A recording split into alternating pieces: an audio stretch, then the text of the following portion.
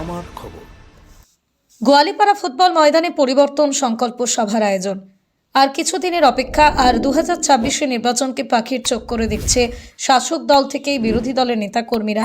আর আজ পরিবর্তন সংকল্প সভার আয়োজন করা হয়েছিল সিউড়ি বিধানসভার গোয়ালিয়াড়া ফুটবল ময়দানে। পশ্চিমবঙ্গ জুড়ে তৃণমূল সরকারের সীমাহীন চুরি, দুর্নীতি, খুন, ধর্ষণ, নারী নির্যাতন, এশায়ানি, মিথ্যাচারের প্রতিবাদে বীরভূম জেলায় ডাক দেওয়া হলো পরিবর্তন সংকল্প সভার। আর এই সভায় যোগদান করেছিলেন বিজেপি কেন্দ্রীয় কমিটির সদস্য মিঠুন চক্রবর্তী।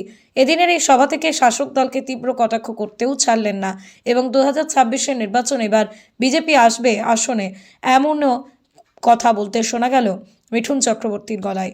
এবার পাল্টাবে পশ্চিমবঙ্গ, আর মানুষের কাছে বিজেপি এবার দাতার ভূমিকা পালন করবে। আজকের এই সভা থেকে মানুষের এগিয়ে আসার বার্তাও দেন তিনি। আগের বার তো ইলেকশনের পর গণহত্যা করেছেন, লোকেদের বাড়ি জ্বালিয়ে দিয়েছেন। এইবার কি করবেন? মুন্ডুটাকে ছেদন করে দেবেন, ফাঁসি চড়িয়ে দেবেন? কি পরিকল্পনা আপনাদের?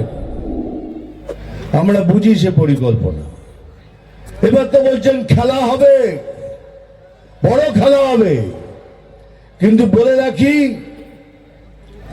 এক টিম নিয়ে খেলা হয় না। এবার মাঠে আমরাও নামবো, দুজনে মিলে খেলবো, দুজনে মিলে খেলবো। আর দেখবেন ঠিক সময়ে পেনাল্টিতে বলটা বসিয়ে টুক করে গোল দিয়ে দেবো। তো খেলা হবে, নিশ্চয়ই খেলা হবে।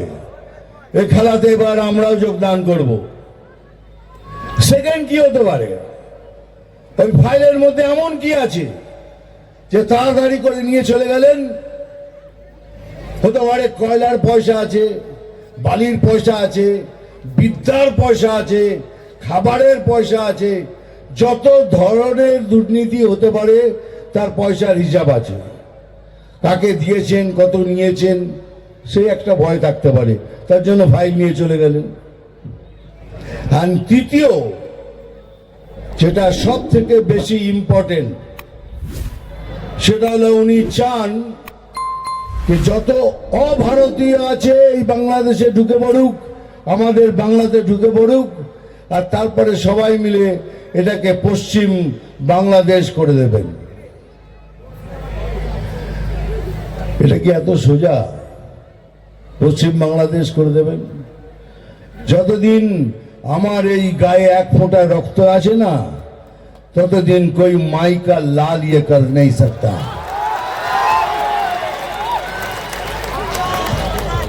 सही, कोई माई का लाल ये कर नहीं सकता।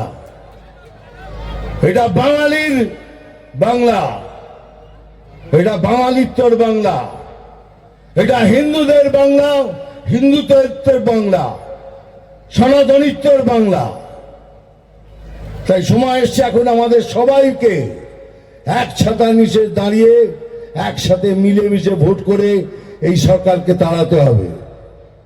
দেখুন, বিজেপি মুসলমানদের বিরুদ্ধে নয়, বিজেপি ভারতীয় মুসলমানদের বিরুদ্ধে নয়, কিন্তু যারা দেশে থেকে দেশের ক্ষতি করার চেষ্টা করে আমরা তাদের বিরুদ্ধে।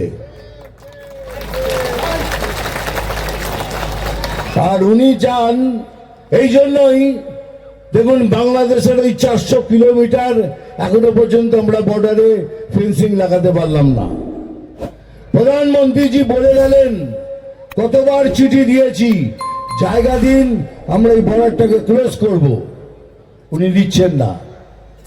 কেন দিচ্ছেন না? তাহলে ওখান দিয়ে যত আছে সবাই ঢুকুক, যত পারেও ঢুকুক। তারপর আমাদের পশ্চিম বাংলায় খুন, রাহাজানি, যত ধরনের ঘৃণ্য কাজ হতে পারে সব করুন, আর আমার জন্য পশ্চিম বাংলাদেশে সিংহাসনটা তৈরি করে দিন। কিন্তু কি আর বলবো, অনেক আছে, অনেক আছে এখানে। এমন এমন জাঁদরেল বিজেপি আছে, তারা জীবন দিয়ে দেবে কিন্তু পশ্চিম বাংলাদেশ হতে দেবে না। খেলা হোক, ভালো হোক, দুজনে মিলে খেলবো। আপনি 10 ভুজা হয়ে গোলকিপারের জায়গায় দাঁড়িয়ে থাকবেন 10টা হাত নিয়ে, তবু বলছি ঠিক পায়ের ফাঁক দিয়ে টুক করে গোল করে দেবো। নতুন আশার আলো এবার বীরভূম জেলায়। বীরভূম জেলায় প্রথমবার শান্তিনিকেতন মেডিকেল কলেজ ও হাসপাতালে শুরু হলো HPLC পদ্ধতিতে অত্যাধুনিক ল্যাফিনাইট-2 মডেলের মাধ্যমে থ্যালাসেমিয়া নির্ণয়। বিস্তারিত জানতে আজই যোগাযোগ করুন শান্তিনিকেতন মেডিকেল কলেজ ও হাসপাতাল, বোলপুর, বীরভূম। দেখতে চোখ রাখুন আমাদের ফেসবুক ও ইউটিউব চ্যানেলে।